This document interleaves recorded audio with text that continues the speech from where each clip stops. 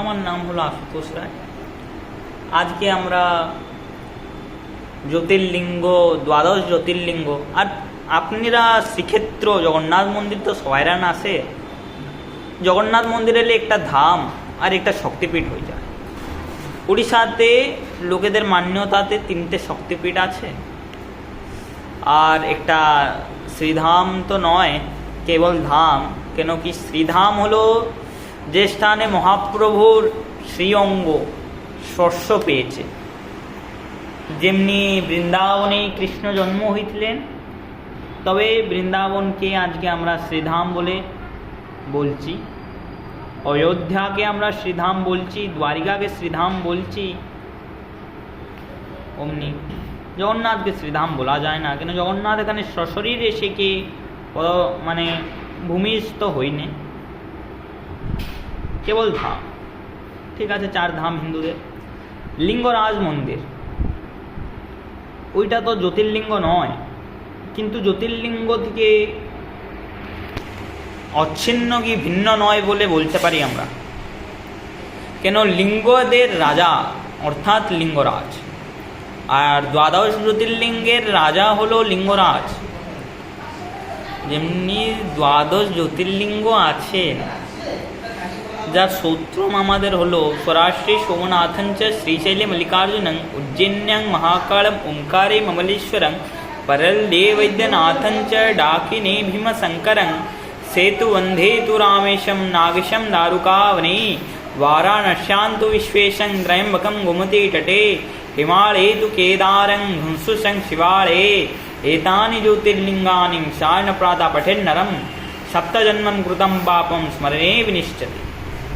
মানে এই জায়গাতে এই জ্যোতির্লিঙ্গ আছে, এই নামেতে আছে। তবে উড়িষ্যাতে কেন নেই এটা দেখতে গেলে ভারতের প্রায়তঃ রাজ্যতে জ্যোতির্লিঙ্গ স্থাপিত, ওই রাজ্য সীমাতে হোক কি পাশ হোক কেন আছে, কিন্তু উড়িষ্যাতে নেই। ওটা জগন্নাথ যত বলে কাশীপীঠ 3 খণ্ডতে বিভাজন করেছিল মহাদেব। একটা রেখেছিল কেদারনাথে, আরেকটা বারাণসীতে, আরেকটা রেখেছিল আমাদের কাঠমান্ডু যে পশুপতিনাথ আছে, ওদের কেদারখণ্ড মাহাত্ম্যতে বলে রেখেছিলেন। অর্থাৎ মহাদেব যত বলে দেখলেন জগন্নাথ স্বয়ং পুরুষোত্তম নিজের শ্রীধাম গোলক এবং নিকুঞ্জ ছেড়ে শ্রীক্ষেত্রতে বাস করছেন, তবে উনি কাশী পরিত্যাগ করে নিজে আর নিজের অর্ধাঙ্গিনী অর্থাৎ মা অন্নপূর্ণা, মা পার্বতীকে সঙ্গে ধরে যাত্রা করলেন শ্রীক্ষেত্র, মানে পুরুষোত্তম ক্ষেত্র অবধি। তখনই আসার সময় একটু মা চাইলেন, একটু বিশ্রাম করতে চাইলেন।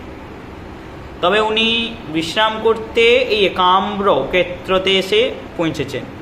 একাম্র ক্ষেত্র অর্থাৎ যাকে আমরা ভুবনেশ্বর বলছি, একাম্র অর্থ যদি দেখাই আমরা, তবে একটা আম গাছ, আগে এই ক্ষেত্রতে একটা আম গাছ ছিল, ওখানে একটা লিঙ্গ ছিল, মানে শিব যত বলে বিরাজমান করলো, তবে লিঙ্গ প্রকৃতির হয়েছিল।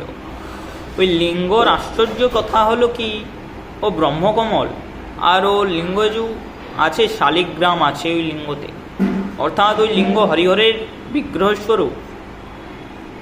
আর শিব স্বয়ং কাশী পরিত্যাগ করে এখানে নিত্যবাস করেন বলে লোকেদের মান্যতা আছে। আর জগন্নাথের ধামের জন্য এসেছিলেন, ওই জন্য লোকেদের মুখে আর শ্রীমন্দিরের অনুসারে কি মহাদেব এর যে সমগ্র জ্যোতির্লিঙ্গ আছে, সবাইদের ঊর্জা লিঙ্গরাজ মন্দিরে এসে আছে। লিঙ্গরাজ দর্শনের মহাত্ম্য অনেক আছে, কেন কি লিঙ্গরাজ মন্দিরের যে শিখর আছে মহোদধি, যাকে এখানে বলে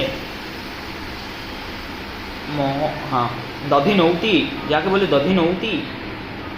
ওই দধিনৌতিতে যদি শিব মন্দিরে আমরা ত্রিশূল দেখি, নারায়ণ বা বাসুদেবের মন্দিরে আমরা নীলচক্র বা সুদর্শন বা চক্র রাজকে দেখতে পারি।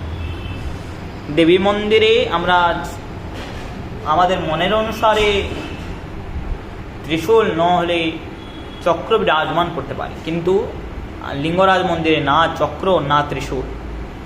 মহাদেবের অর্ধধনুষ্কার, কেন আর্ধেক হলো চক্রের আর আর্ধেক হলো ত্রিশূলের।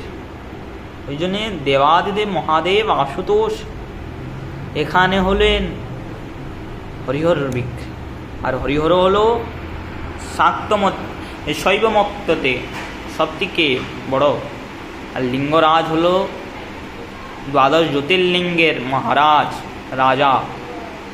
এ বর্ণিত আছে কত শাস্ত্র আর বেদতে, এ ষষ্ঠ কি লিঙ্গরাজই হলেন উনি যে জ্যোতির্লিঙ্গর রাজা, আর জ্যোতির্লিঙ্গর দর্শনের ফল লিঙ্গরাজের কাছে। লিঙ্গরাজ স্বয়ং মহাদেব, এর ত্রিমাত্র সন্দেহ নেই।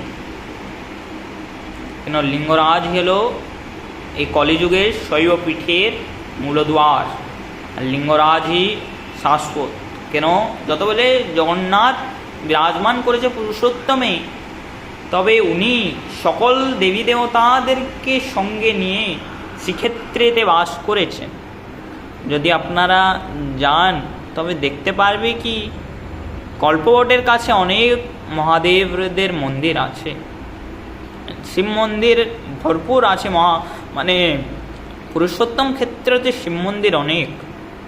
আর যদি আপনি ভালো করে দেখুন সব শিব মন্দিরের ও অবস্থিতি যেপরি ভারতবর্ষতে আমাদের জ্যোতির্লিঙ্গ আছে সেপরি ওখানে বিরাজমান। দক্ষিণে যতটা লিঙ্গ আছে ততটি লিঙ্গ ওখানে বিদ্যমান। শিবময় শ্রীক্ষেত্র বি বলতে পারেন আপনি, কেন কি জগন্নাথকে বি শিব বলে ধরা যায়। ওই একটা বি কারণ হতে পারে কি জগন্নাথ অর্থাৎ ওড়িশাতে জ্যোতির্লিঙ্গ নেই, কেন কি জগন্নাথকে দক্ষিণ কালিকা এবং শৈবমতেতে পশুপতি অর্থাৎ ভৈরব বলে বর্ণনা করা যায়। কেন কি শক্তিপীঠের কাজ রক্ষক হলো ভৈরব, আর ভৈরব শ্রীক্ষেত্রতে ভৈরব নেই। লোকরা বলে কি শ্রীক্ষেত্রের রাজরাজেশ্বরী হলেন মা বিমলা, আর ভৈরব হলে শৈবমতেতে ভৈরব হলে জগন্নাথ। বন্ধ করে দাও না, এত কথা।